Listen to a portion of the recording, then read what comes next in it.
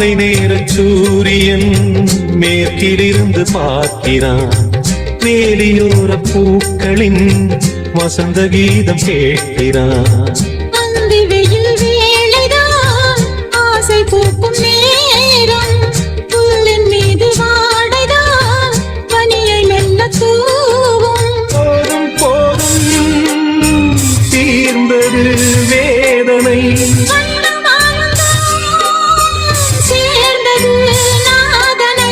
விரலை கண்டதும் மீட்கச் சொன்னது வீணை.